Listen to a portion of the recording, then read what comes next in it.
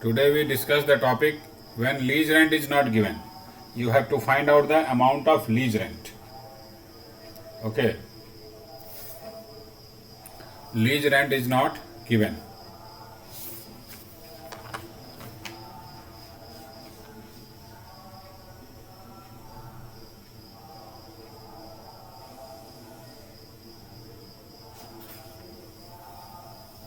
Lease rent not given.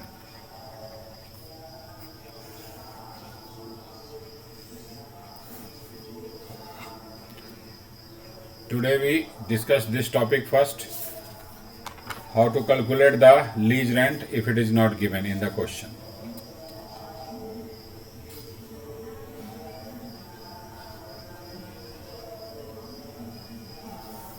Okay question हमारे पास है। Question से हम लोग एग्जाम्पल क्रिएट करते हैं। एग्जाम्पल के थ्रू हम समझ लेंगे। सिंपल है, ऐसा नहीं है कि समझ में नहीं आएगा। This is very simple.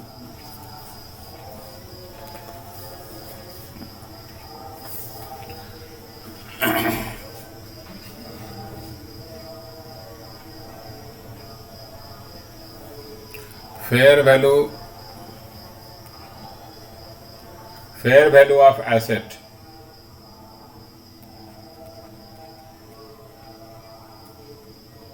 rupees 87,900.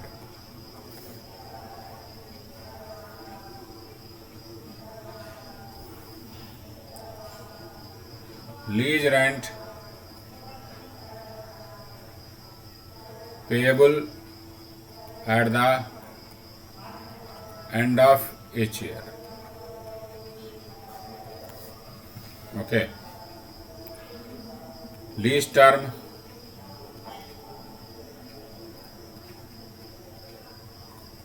(5 years).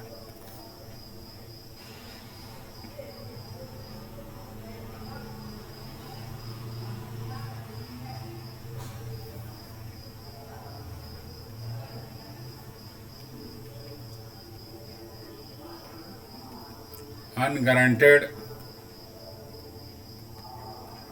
residual value rupees 50,000.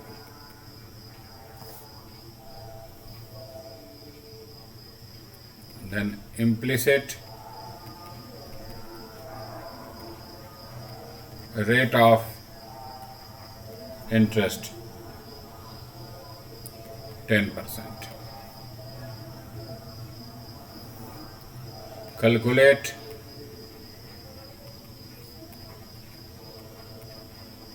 annual lease rent and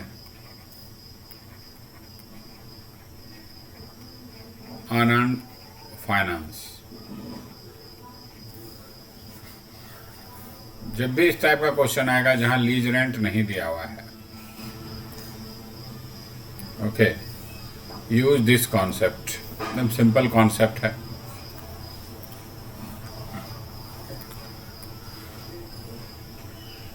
find present value of minimum lease payment assuming that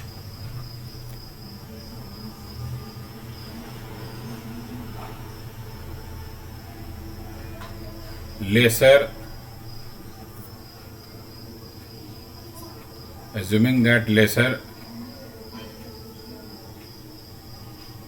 क्योंकि लीज रेंट जो डिसाइड करेगा वो लेसर डिसाइड करेगा, इसीलिए एज्यूमिंग आपको जो एज्यूम करना है वो लेसर के पॉइंट ऑफ व्यू से बनाना है क्वेश्चन को, लेसी के पॉइंट ऑफ व्यू से नहीं। आपको लेसर के पॉइंट ऑफ व्यू से क्वेश्चन को सॉल्व करना है, ठीक है ना। एकदम इजी हो जाएगा एकदम। Assuming that laser accounting,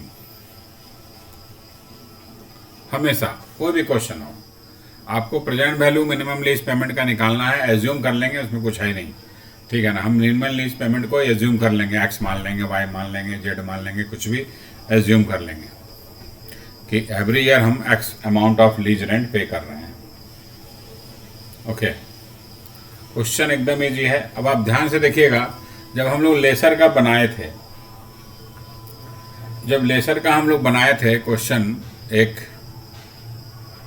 question हम लोग लेसर के बुक के लिए वर्किंग किए थे जैसे ये, तो यहाँ क्वेश्चन देखिए, क्वेश्चन में आते हैं फेयर वैल्यू कितना है 16 लाख है, और जो प्रेजेंट वैल्यू आया वो भी अप्रॉक्स 16 लाख ही आया है। ठीक है, अप्रॉक्स 16 लाख ही है। तो ये आपको ध्यान में रखना है कि present value of minimum lease payment including guaranteed and unguaranteed, present value of minimum lease payment plus residual value equal to fair value of assets. ये हमेशा बराबर ही आएगा हर क्वेश्चन में। तो ये इक्वेशन को ही आपको फुल सॉल्व करना है। You have to solve this equation जो मैंने अभी यहां लिखा, ये इक्वेशन से ही आपका आंसर निकल जाएगा। How much is the lease rent, ये इक्वेशन ही बता देगा आपको। देखिए अभी हम लोग सिंपल करते हैं, एकदम simple. Let solution, let lease rent be x, lease rent जो है हमारा वो x रुपीज है, annual lease rent. Okay, x amount हम हर एक साल पे करेंगे, 5 साल का लीज टर्म है, तो x x x x x करके हम 5 बार पे करेंगे। ठीक है, तो अगर हम लोग कॉलम बना ले, जैसे नॉर्मल कॉलम बनाते हैं 1 2 3 4 और 5, मिनिमम लीज पेमेंट एनुअली हमारा 6x, फिर x, फिर x और फिर x, और 5th ईयर में हमारा x, और फिर 5th ईयर में आएगा गारंटेड एंड अनगारंटेड रेसिडुअल वैल्यू जो कि इस क्वेश्चन में दिया है 50,000। 5th ईयर में दोनों पे होता है, लीज रेंट भी और हमारा। अब प्रेजेंट वैल्यू फैक्टर हम लोग लिख लेंगे 10% के रेट से, 0.909, 0.826, 0.751, 0.683, 0.621, यहाँ भी 0.621। Clear, no problem.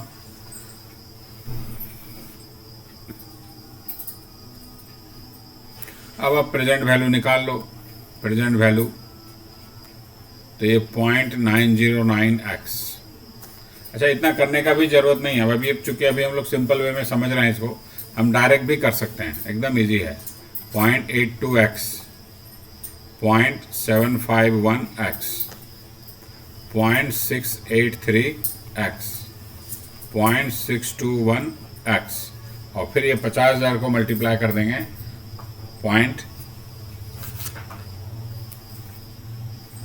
ठीक है, अब ये 50,000 को मल्टीप्लाई कर दो 0.621 से, तो ये आ जाएगा 31,050 ऐड करते हैं। अब ध्यान से देखिएगा, यहां से लेकर यहां तक कुछ भी वैल्यू चेंज नहीं हुआ, ये प्रेजेंट वैल्यू फैक्टर था, उसमें केवल x लग गया। तो हम इसको डायरेक्ट भी कर सकते हैं ना, हम क्या करेंगे, ये सारा फैक्टर ही ऐड कर लेंगे,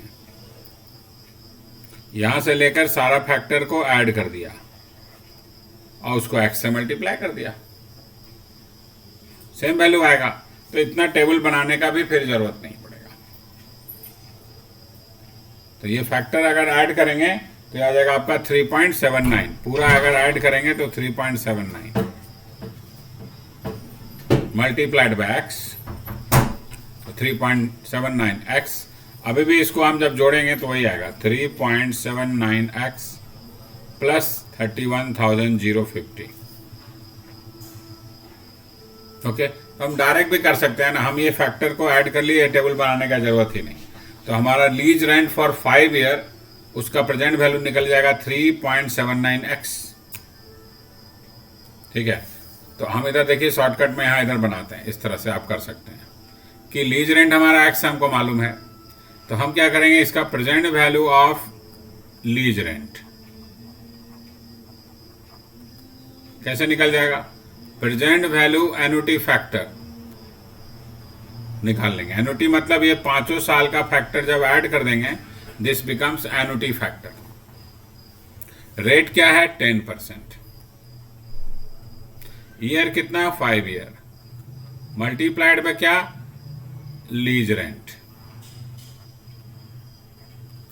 तो फैक्टर है हमारा 3.79 मल्टीप्लाइड बाय एक्स, तो ये हो गया 3.79x। अब इसमें हमको ऐड करना है क्या, ये जो 50,000 है इसका प्रेजेंट वैल्यू निकाल करके, जो कि आपका आया 31,015। तो अब हम इसको ऐड करेंगे, तो हम इस तरह से लिख लेते हैं कि present value of residual value equal to RV का मतलब residual value 50,000 multiplied 50,000 multiplied by 0.621, आपको डायरेक्ट वैल्यू निकल जाएगा 31,050। ये टेबल बनाने का जरूरत भी नहीं है।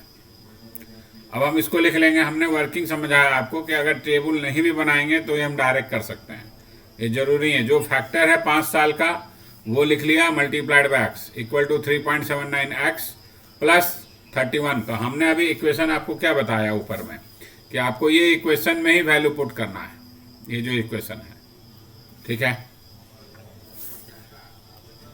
Present value of minimum lease payment plus residual value equal to fair value, ठीक है। तो 3.79x प्लस 31,050 दोनों का प्रेजेंट वैल्यू ये आ गया, इक्वल टू आपको दिया था यहाँ पर फेयर वैल्यू 87,900। अब आप सॉल्व कर दीजिए, x का वैल्यू निकल जाएगा, सिंपल है। x हमारा लीज रेंट है, लीज रेंट निकल जाएगा। सॉल्व करेंगे तो क्या आएगा भाई, 3.79x इक्वल टू 87,900 माइनस 31,050, फिर x इक्वल टू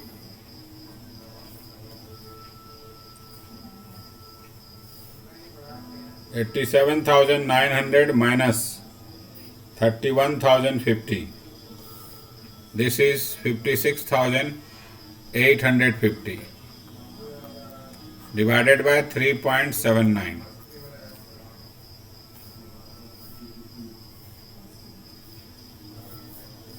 तो ये आपका सॉल्व करोगे तो 15,000 आपका एनुअल लीज रेंट आ गया।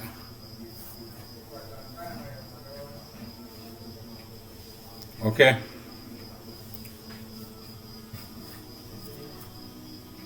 Clear? Yes. No. First part of the question is complete. Lease rent is, we find the lease rent. How much is the lease rent? Lease rent is, we find. Now, next part is unearned finance. Unearned finance is how we work out. Unearned finance equal to gross investment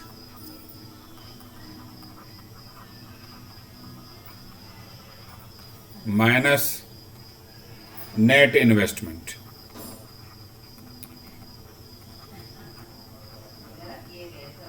Net investment. Net investment always equal to fair value.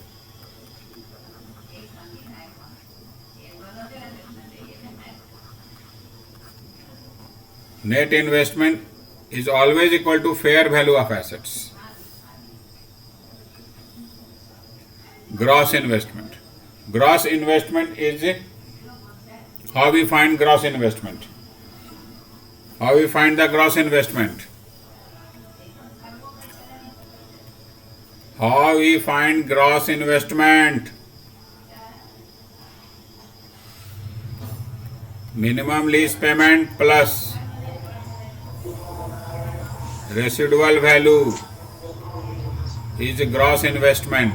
Yes, Minimum lease rent is 15,000 per annum multiplied by 5 for 5 years plus 50,000 is the residual value. This means this is 1,25,000 Total gross investment is 1,25,000. Anand Finance is equal to 1,25,000 minus fair value is 87,900.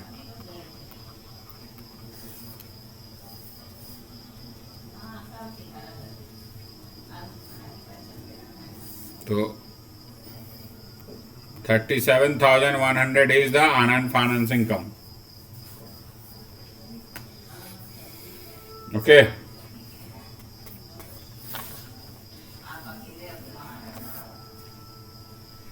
समझ में आया Shivani?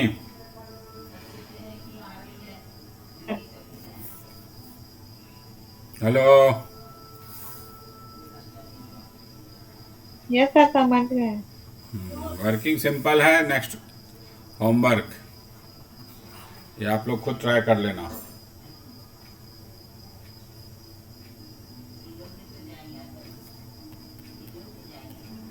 X Limited has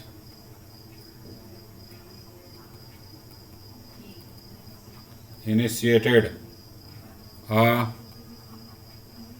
lease for 3 years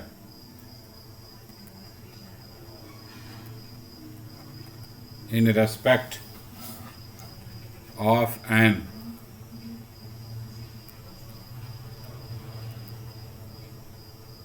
equipment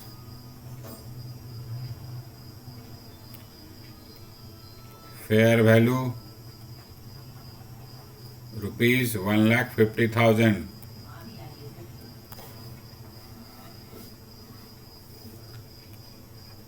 Lease term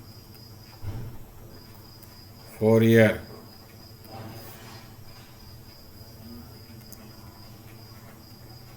Unguaranteed residual value rupees 20,000.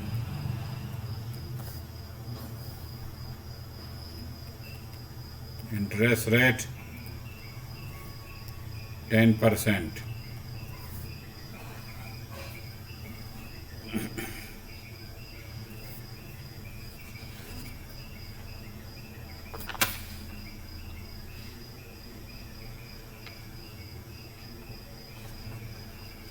Okay.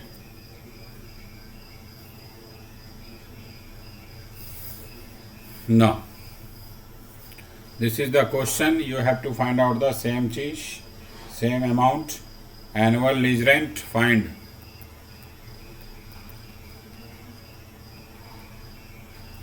Annual lease rent. Second, unearned finance income. अरे पूरा ही बंद हो गया एक बार। Just a minute.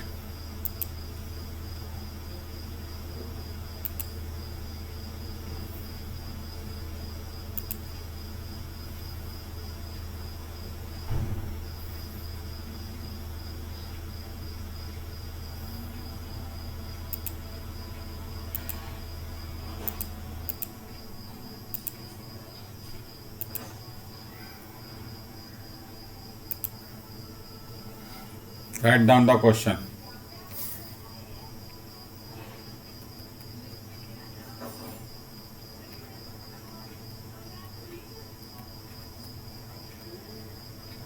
Annual lease rent.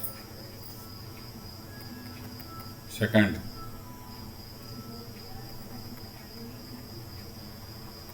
unearned finance income. Okay,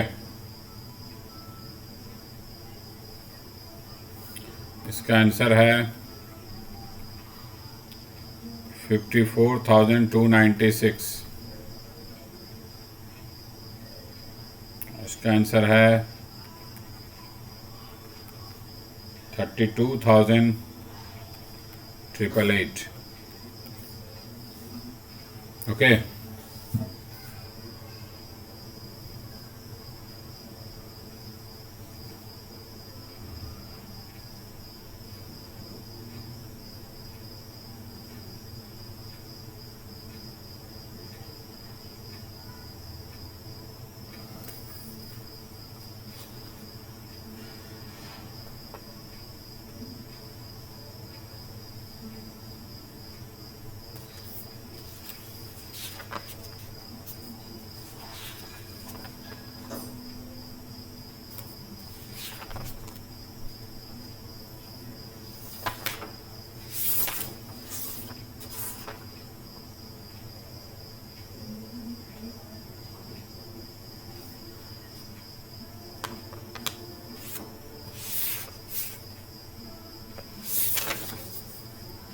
okay no next. Sometimes आपके पास question में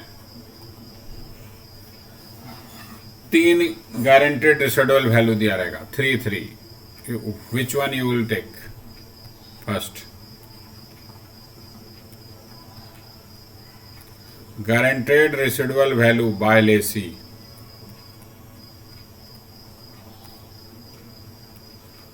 गारंटेड रेसिडुअल वैल्यू बाय क्या है, third person, by third party,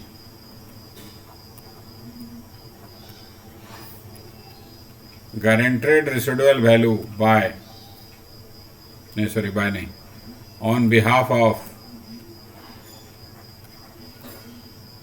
Lesi. ये तीनों में जो बड़ा होगा ना वो लेना आपको, विच एवर इज हायर, जो बड़ा होगा वही आप लोगे guaranteed residual value question solve करने के लिए। अगर तीनों वैल्यू दिया है, 3 वैल्यू गारंटेड रेसिडुअल वैल्यू का दिया है, तीनों में जो बड़ा होगा हायर वैल्यू ही आप कंसिडर करोगे क्वेश्चन को सॉल्व करने के लिए। Okay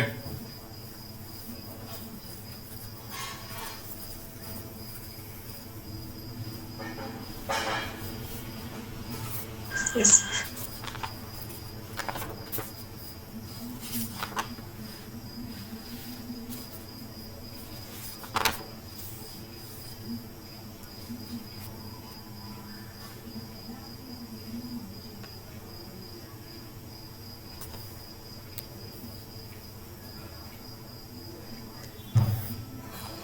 next, if scrap value of asset given in question, scrap value of asset अगर क्वेश्चन में कभी दे देगा, this means this is total residual value, this is total residual value. Okay, suppose example, guaranteed residual value by lessee ₹15,000, guaranteed residual value by third party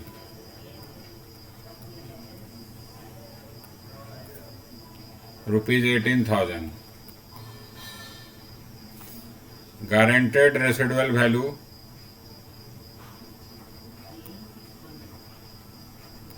on behalf of lessee ₹25,000, then scrap value of assets ₹40,000। ये आपके पास suppose दिया हुआ है। Find unguaranteed residual value,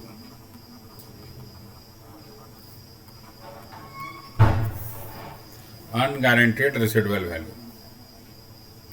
तो इसमें क्या करेंगे हम लोग, कैसे फाइंड आउट करेंगे? एकदम सिंपल, ये तीनों में जो बड़ा होगा वो होगा गारंटेड रेसिडुअल वैल्यू, और ये स्क्रैप वैल्यू हमारे लिए टोटल रेसिडुअल वैल्यू हो गया। ये तीनों में बड़ा कौन सा है? ऑब्वियसली 25,000। तो यहाँ लिखेंगे हम लोग टोटल रेसिडुअल वैल्यू यानी स्क्रैप वैल्यू।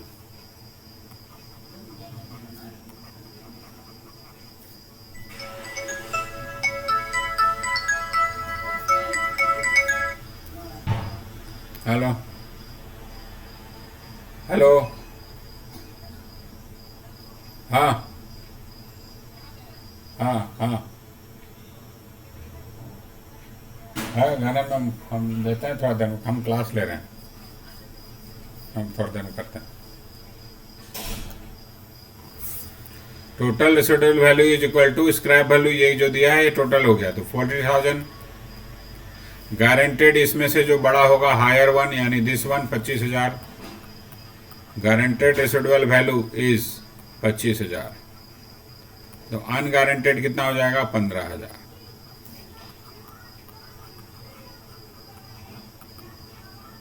ओके, चलिए ये भी सीख लिए हम लोग।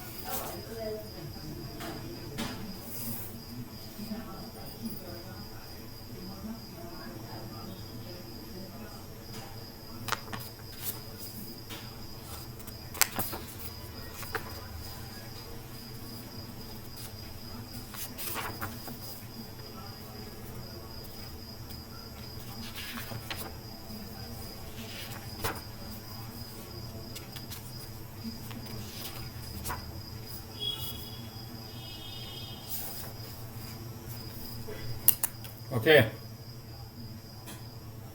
now this is finished. Last topic we will do, that is sale and lease back. Sale and lease back. This means I am selling the assets and again taking on lease. Sale and lease back means this point.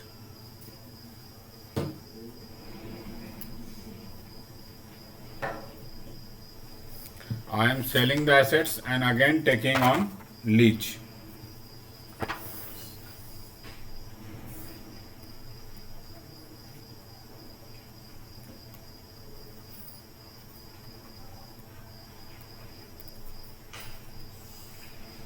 ये theoretical topic है, इससे question नहीं पूछता है कभी।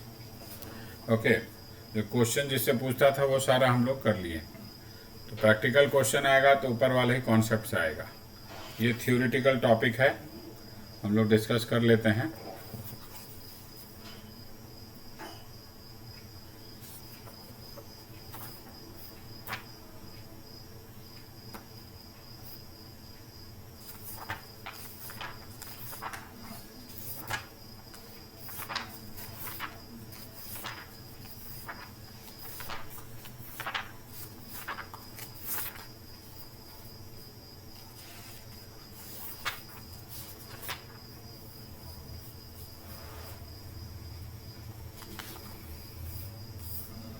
आइए, sale and lease back means what.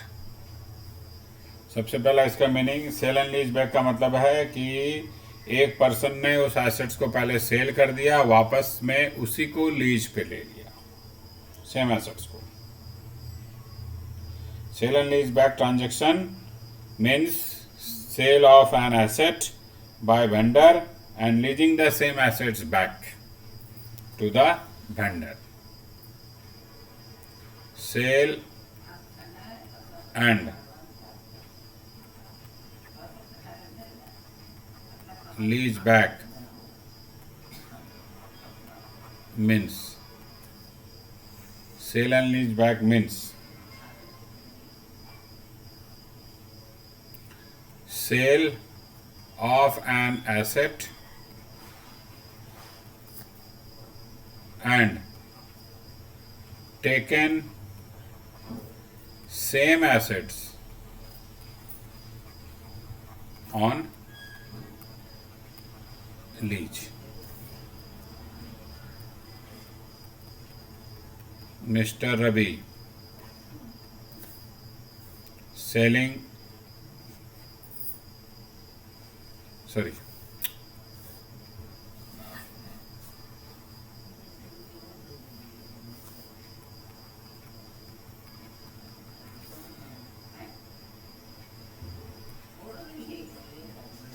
suppose selling a machine,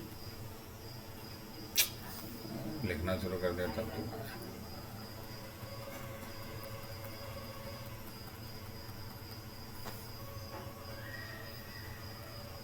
selling a machine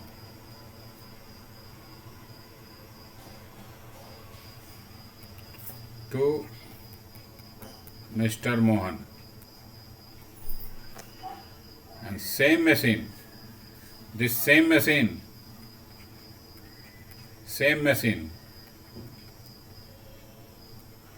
is leased to Ravi.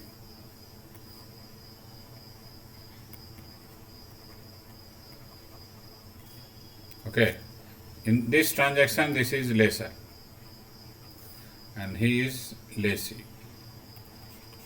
Here is seller, and is buyer. But in lease transaction, buyer becomes lessor, and the seller becomes lessee. So how we record this transaction? In the books of lessor, okay, sorry, in the books of lessee or lessor, both.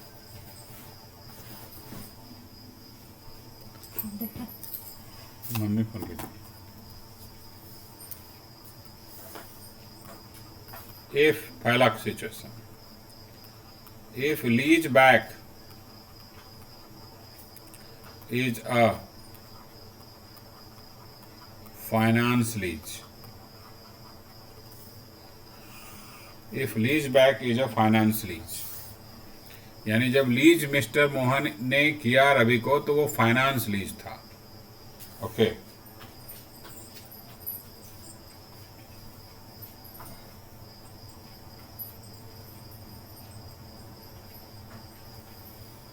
तो accounting in the books of Lesi.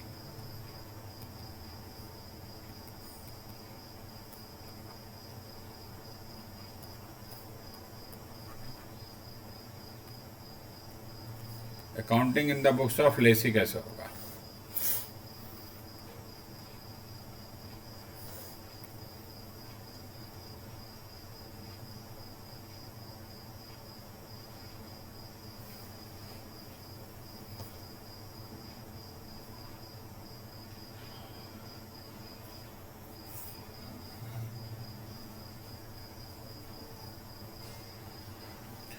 Any profit made by lessee on sale of assets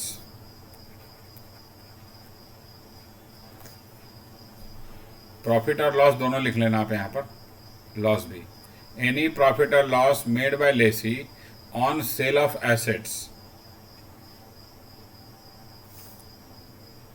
will be recognized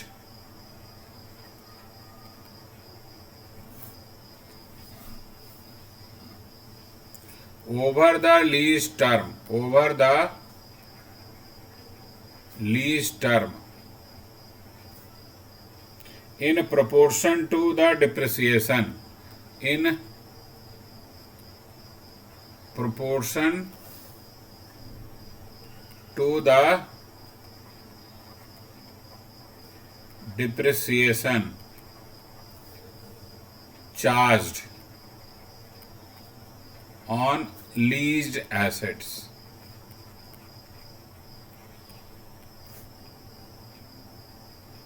Okay, example simple है. जब asset cell किया था लेसी ने, पहले तो वो cell कर रहा है, लेसी ही यहां सेलर है, lessee is seller. So when lessee sold the asset, if there is any profit or loss on sale, और assets का profit और loss कैसे निकलता है ये तो आपको मालूम है. कैसे निकलता है प्रॉफिट और लॉस assets का, को बताएगा.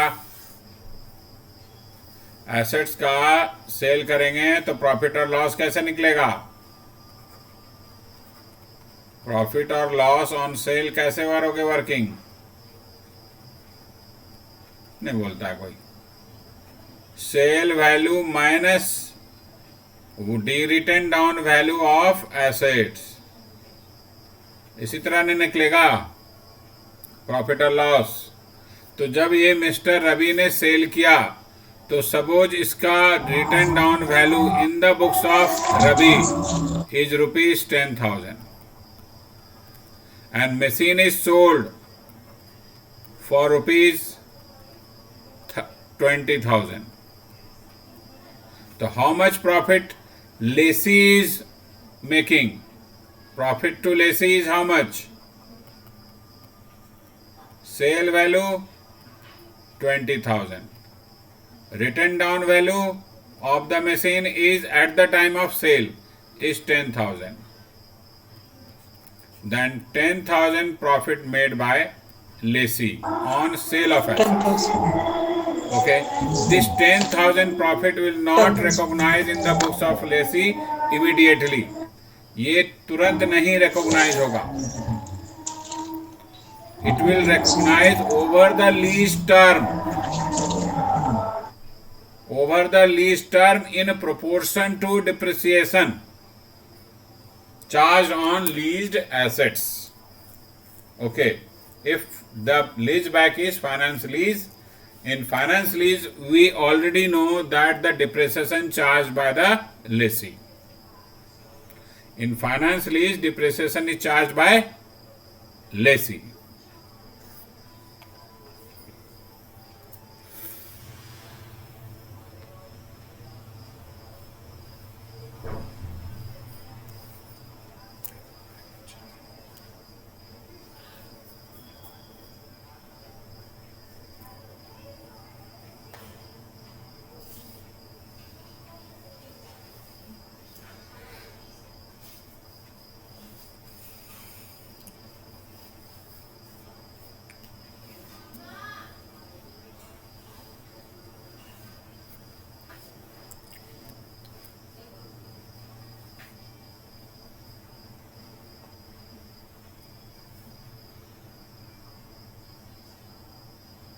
क्लियर. द लीज जो इनकम है, प्रॉफिट है, वो रिकॉग्नाइज इमीडिएटली नहीं होगा ओवर द लीज टर्म. अब देखिए, अब उसी क्वेश्चन को हम लोग दूसरा क्वेश्चन करते हैं. X limited sells machinery, written down value of which rupees 40 lakh. Okay, sold for rupees 50 lakh to Y Limited. उसके बाद the same machinery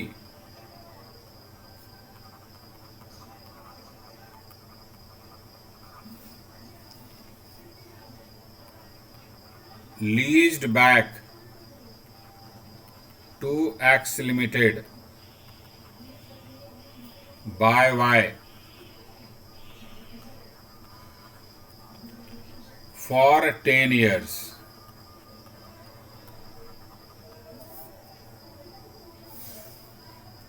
For 10 years. Resulting finance lease.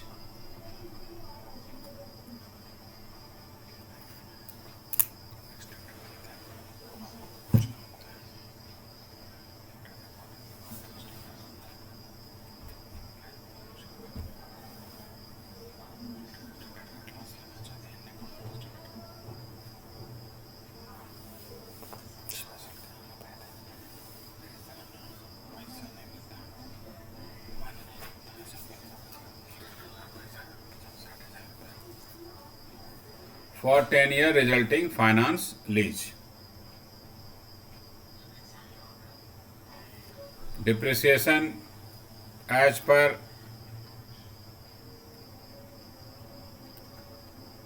straight line method. Okay.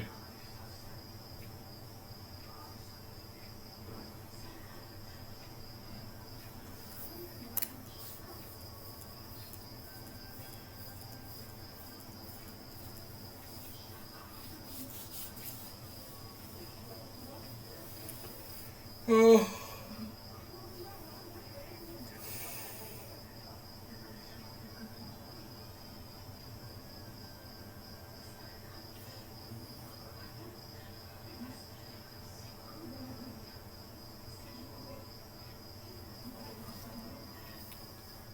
Okay.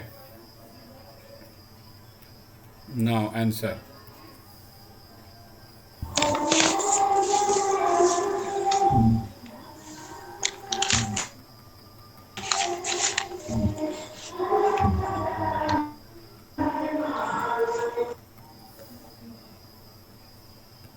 Answer profit made by X limited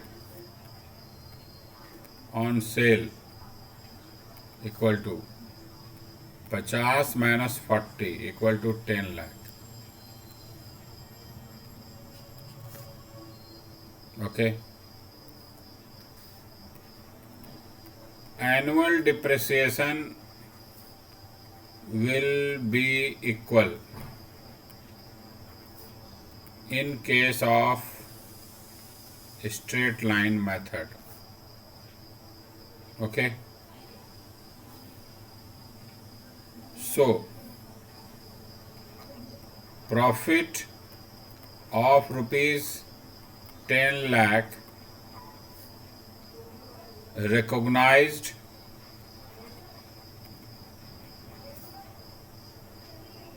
by X Limited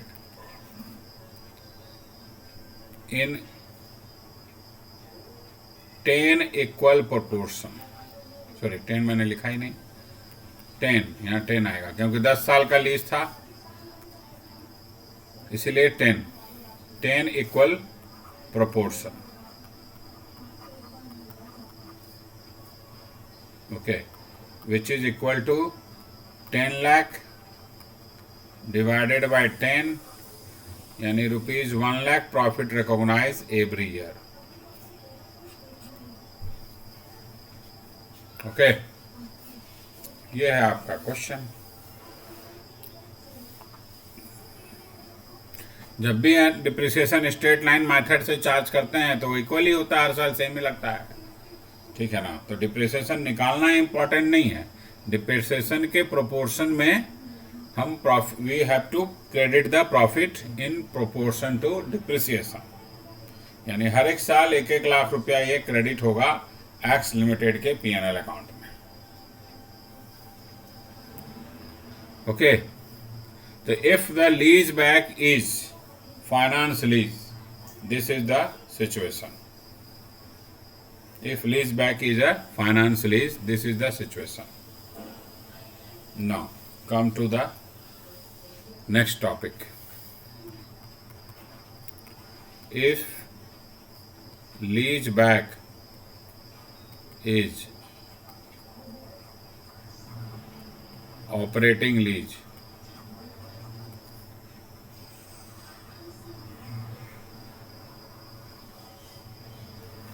if lease back is operating lease, अगर lease back operating lease होगा तो कैसे होगा?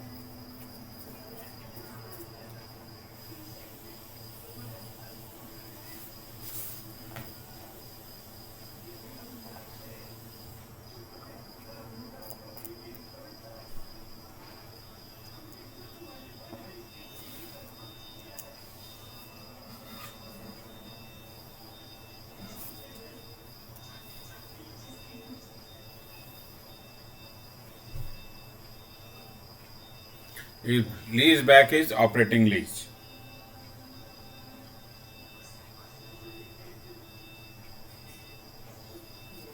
इसमें आपको अलग अलग situation बहुत सारा है. आइए फर्स्ट की सिचुएशन, इफ सेल प्राइस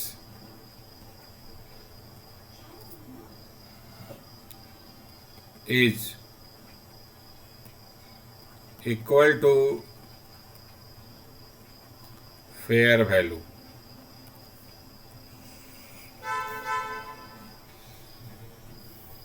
अगर सेल प्राइस फेयर वैल्यू के बराबर था तो आपको क्या करना है?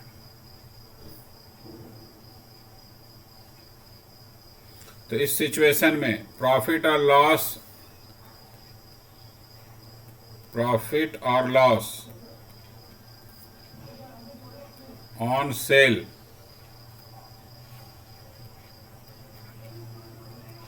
recognized immediately.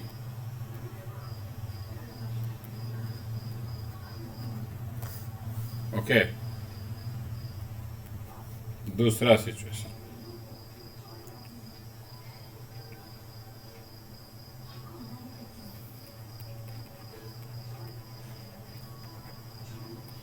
if sale price below fair value,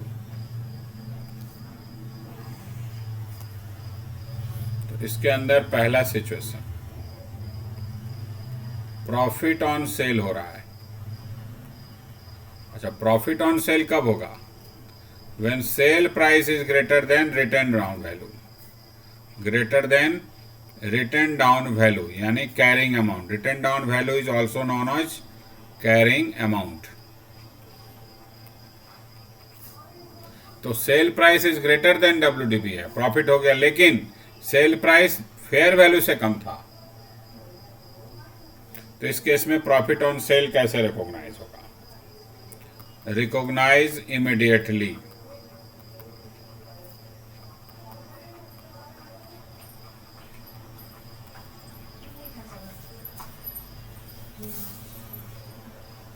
B,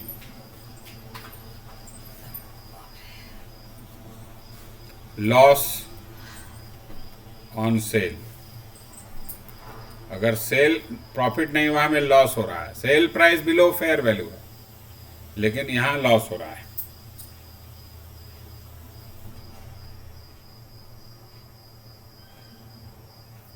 recognise immediately.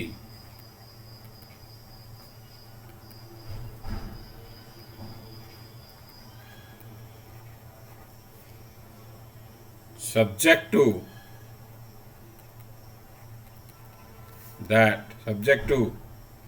that lease rent not affected with loss।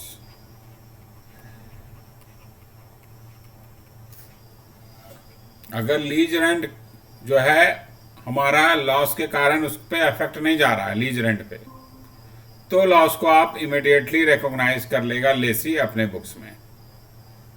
ठीक है, यहां जो भी हम ट्रीटमेंट बता रहे हैं ये in the books of lessee है।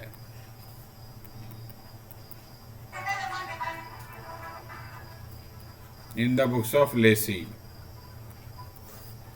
ओके, लेसर को मतलब ही नहीं है, लेसर को तो कुछ फायदा हो नहीं रहा है, एसेट तो बेचा नहीं, इसलिए उसकी बुक में कोई ट्रीटमेंट नहीं है सेल एंड लीज बैक का। जो भी ट्रीटमेंट है वो सारा लेसी के बुक में है। Third, loss on cell.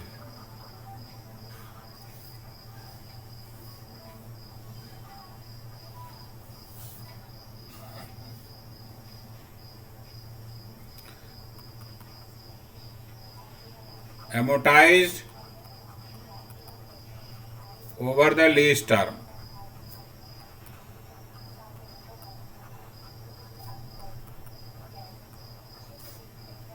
if lease rent affected with loss, अगर लीज रेंट जब डिसाइड हो रहा था लेसर और लेसी के बीच में, तो लेसी को जो लॉस हुआ ना सेल करने से, उससे हम लीज रेंट को कम कर दिए, लॉस का उसका मेकअप कर दिए। तो उस केस में हम लॉस को इमीडिएटली रिकॉग्नाइज नहीं करेंगे, एमोटाइज करेंगे पूरे लीज टर्म में, धीरे धीरे वो रिकॉग्नाइज होगा। तो ये था हमारा दो केस। पहला, sale price is equal to fair value के केस में प्रॉफिट या लॉस जो भी हो रहा है रिकॉग्नाइज करेंगे immediately. If sale price below fair value case में प्रॉफिट या लॉस जो भी है जनरली रिकॉग्नाइज हो रहा है इमीडिएटली। दोनों ही जगह हम लिखे हैं आपको, इमीडिएटली रिकॉग्नाइज होगा। लेकिन ये ध्यान रखना है लॉस के केस में कि लॉस से अगर हमारा lease rent is affected, if loss is affecting the lease rent, then loss will not recognize immediately, then it is amortized over the lease term।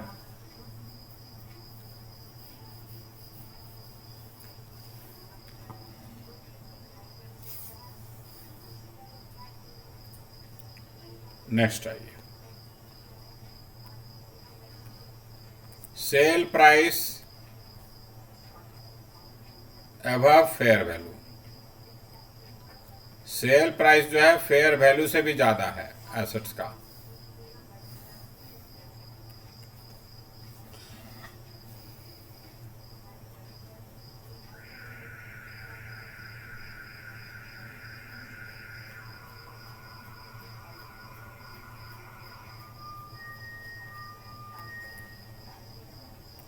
Profit on cell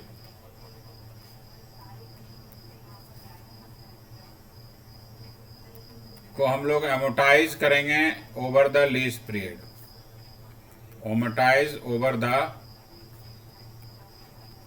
lease period B.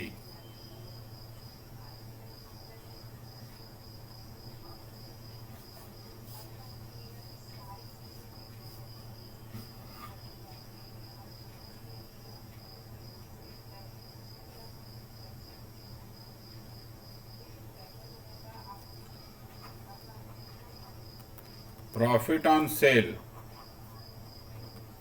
but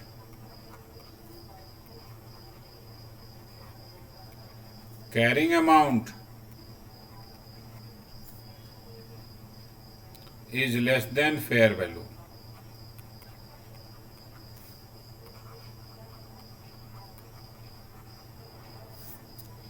Carrying amount is less than fair value.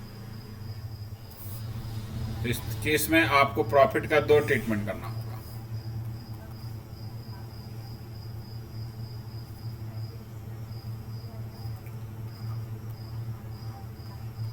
Profit equal to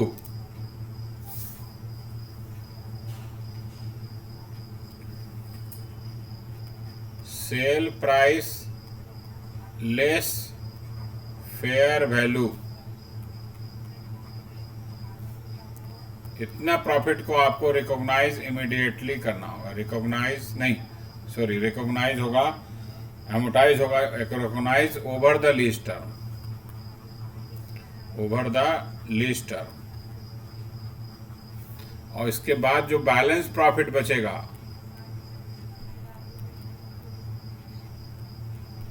इसको आप recognise immediately कर सकते हैं, recognise immediately.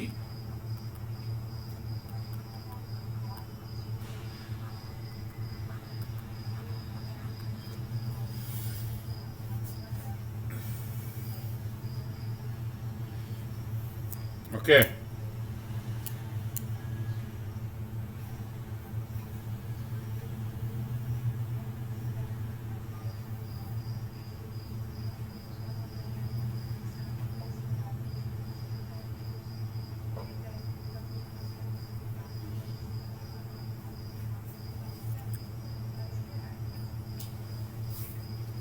ना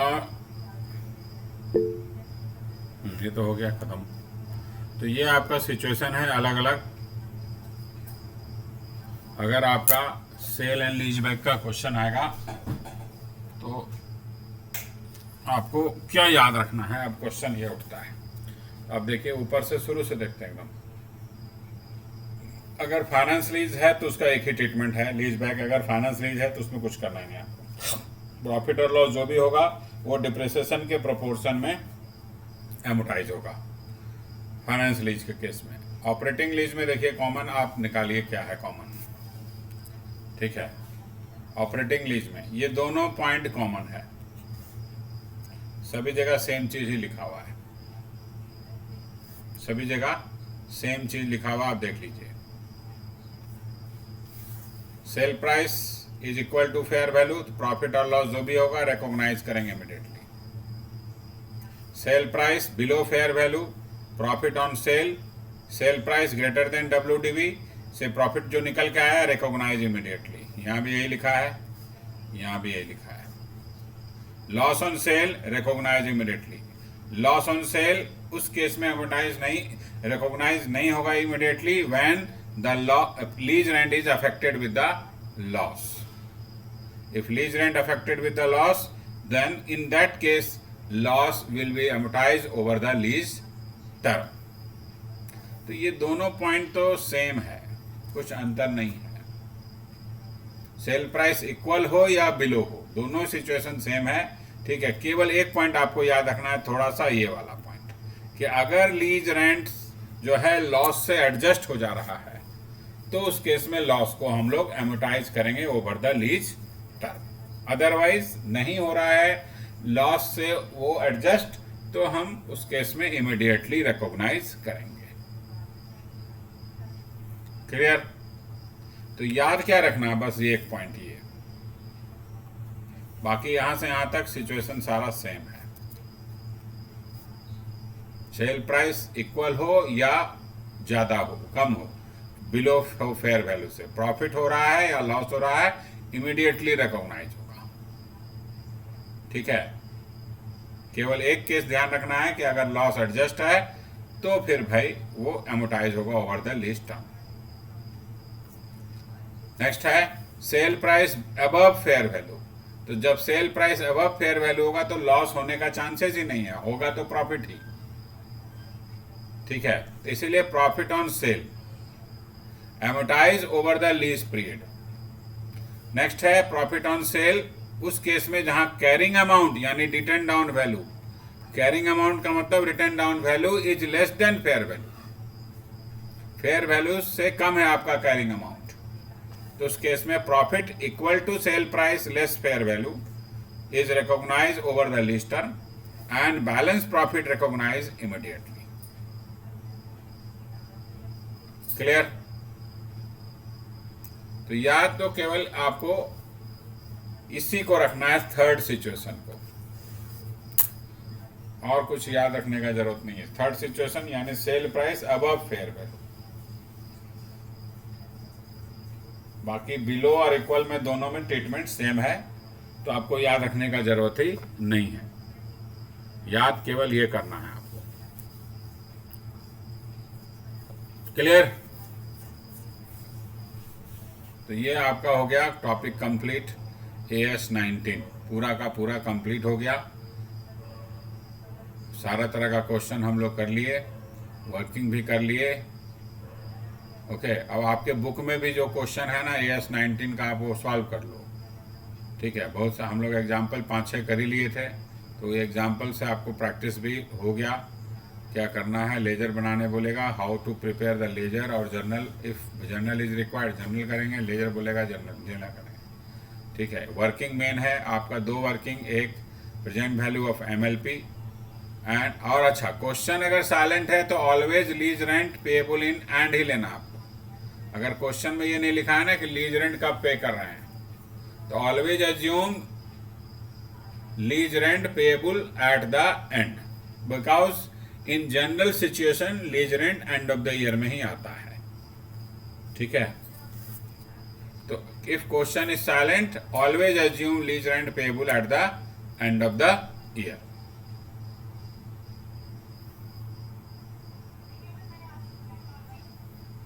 mention है तो ठीक है, नहीं भी मेंशन है तो हम लोग ये एज्यूम करेंगे कि lease rent end of the year में आ रहा है। तो ये सारा क्वेश्चन हम लोग कर लिए। अब ये आपका लीज रेंट का टॉपिक कंप्लीट हो गया। तो